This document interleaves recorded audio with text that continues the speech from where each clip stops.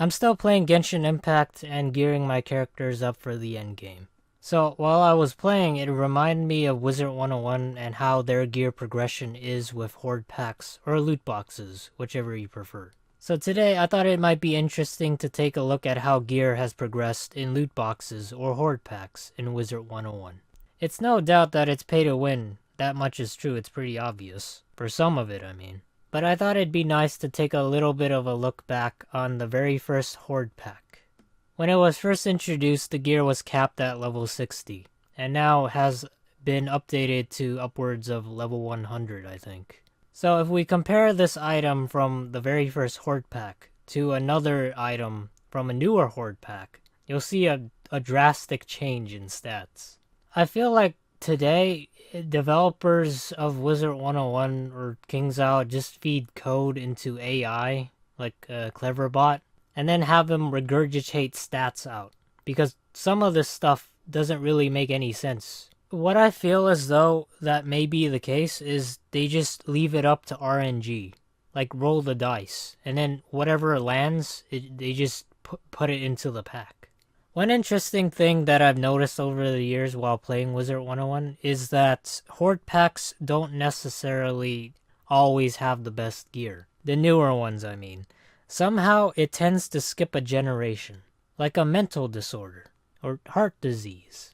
Not every new pack has been power crept. Some have generally stayed the same, but I have noticed a substantial difference over the years. One example I'd like to bring up is in Jade Gear. Well, quote-unquote Jade Gear. That's what people call defensive gear, with tons of resist.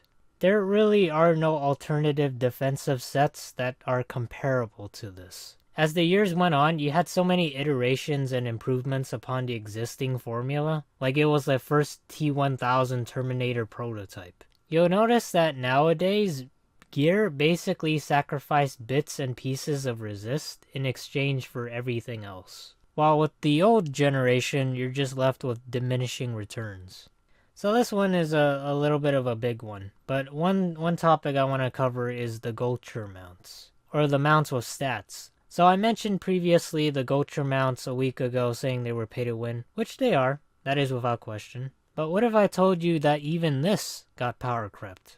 Yes, quite literally, and the reasons for that are set bonuses. These days, people have these little dinosaurs, I think they call it Frillosaurs or whatever, and they are part of a set from a horde pack.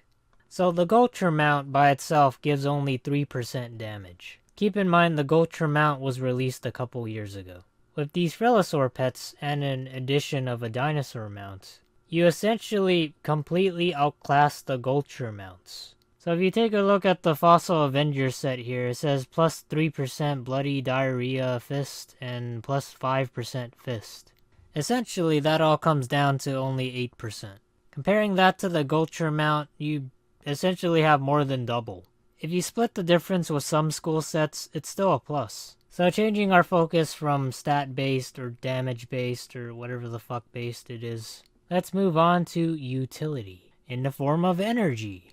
Not clean or efficient energy, but just plain energy. So for those of you who don't know what energy is used for in Wizard101, just think of it as a Facebook game, mixed with a Sims game, where every activity that you ever wanted to do required energy. Like, if you wanted to plant something, you wanted to train a pet, you wanted to sit down and take a shit, it would require energy. So with the simple introduction out of the way, let's actually talk about energy gear.